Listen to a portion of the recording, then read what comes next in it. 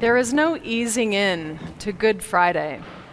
Just a few minutes into our liturgy, we were faced with the powerful images of Isaiah's suffering servant, a passage we turn to on every Good Friday.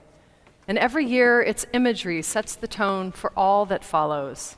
The servant of God, marred beyond human semblance, despised and rejected, as one from whom others hide their faces. Like a lamb led to the slaughter, he did not open his mouth. By a perversion of justice, he was taken away. When I hear these words from the prophet, and we contemplate the death of Jesus and the way he died, an unjustifiable criminal's execution, my mind does not stay there only with Jesus. When I hear he grew like a young plant in parched ground, and that we held him of no account, I see Jesus, and I see the faces of Jews gunned down in their own synagogue last fall by an anti-Semitic shooter in Pittsburgh. I see also the faces of black Christians shot dead a few years ago by a white supremacist in Charleston, South Carolina. Despised and rejected by others, people of suffering and acquainted with infirmity, by a perversion of justice, they are taken away. I also see the faces of refugee children, leaving their homes for a perilous road, without adequate shelter or food, towards an uncertain future, some even separated from their parents at our country's border, terrified and alone in a foreign land. By a perversion of justice, they are taken away. I see young Asian women duped into enslavement and abuse by so-called entrepreneurs, hiding behind the facades of nail salons and massage parlors, frequented by ordinary Americans, often unwittingly, on a daily basis. By a perversion of justice, they are taken away. When I hear he has borne our infirmities and carried our diseases, yet we account him stricken, struck down by God, I see the faces of kids shot dead in their own classrooms by other kids, whose faces I also see, misguided and in crisis, mentally, emotionally, and spiritually. Children whose culture and society have failed them in their formation. All of these vulnerable children of God are wounded for our transgressions, crushed for our iniquities. By a perversion of justice, they are taken away. Father, forgive us. We know not what we are doing. When I hear he was oppressed and afflicted, and like a lamb that is led to the slaughter, so he did not open his mouth. I see the polluted earth and its creatures struggling to flourish. I see people robbed of their homes and livelihoods as they are destroyed by freak fires and floods. I see our planet roiling and reeling from the effects of climate change, which we are unwilling or unable to rein in.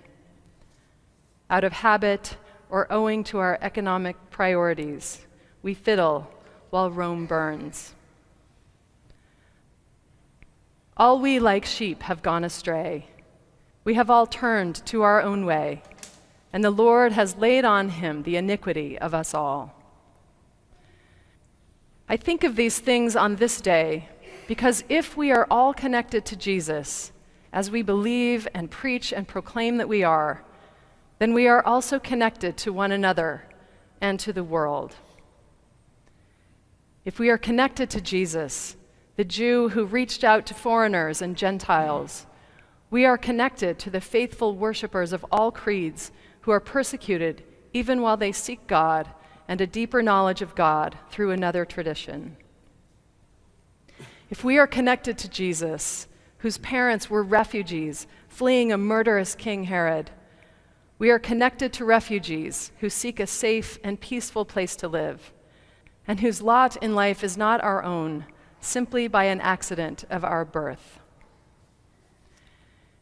If we are connected to Jesus, who lifted up the lowly, fed the poor, and embraced the outcast, We are connected to the innocent poor who live out their days in merciless conditions, even in our own towns and cities.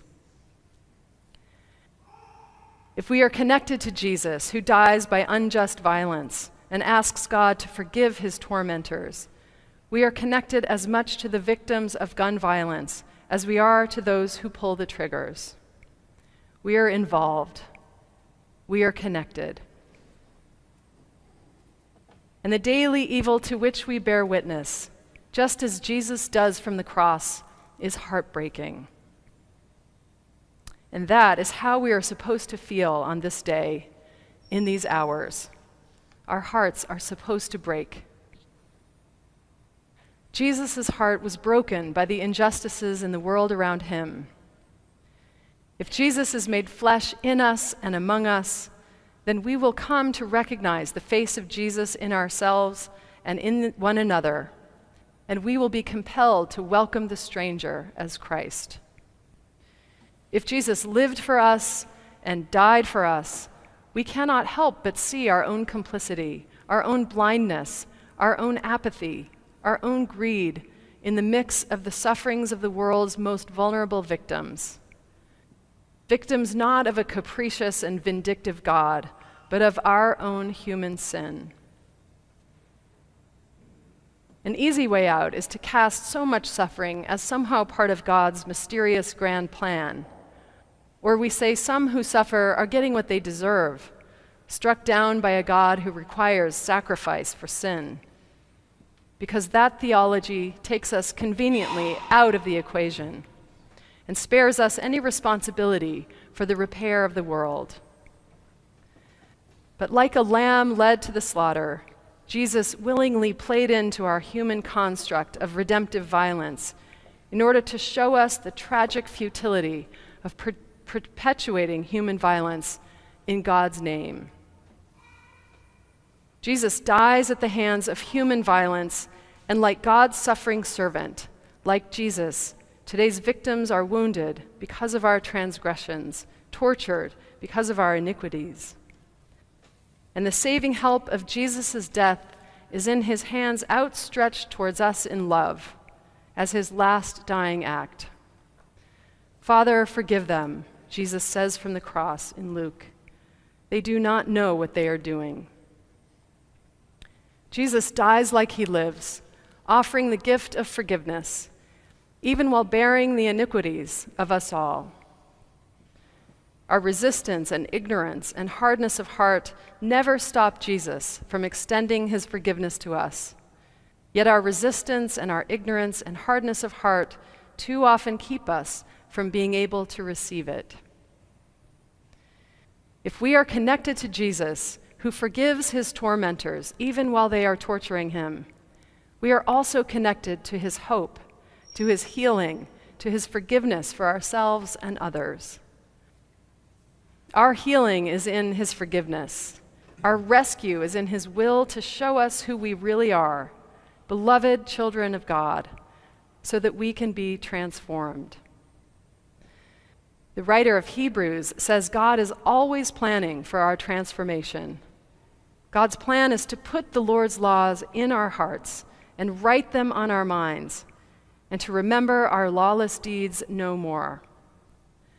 God's plan is for us to approach with a true heart, sprinkled clean from an evil conscience, and our bodies washed with pure water.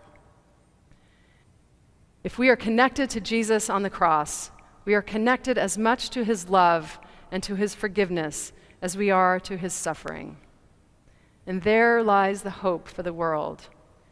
Jesus' death on the cross exposes us to our evil ways so that we can put an end to these things.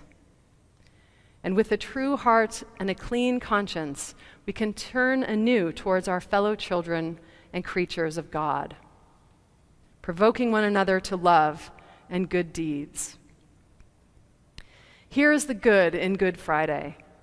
As we survey the wondrous cross, it becomes a mirror for us to see ourselves at the foot of the cross, laid bare in all of our messiness, looking up without looking away, and allowing our hearts to break for all in the world who suffer at the mercy of human sin. The good in Good Friday is that even from there upon the cross, Jesus loves us just as we are and forgives us into new life, into new ways, new imagination, and new action that transforms us into compassionate people. Father, forgive us and help us to know what we are doing. As we survey the wondrous cross this day, break our hearts open to healing and to hope and to all that can be good on this Good Friday.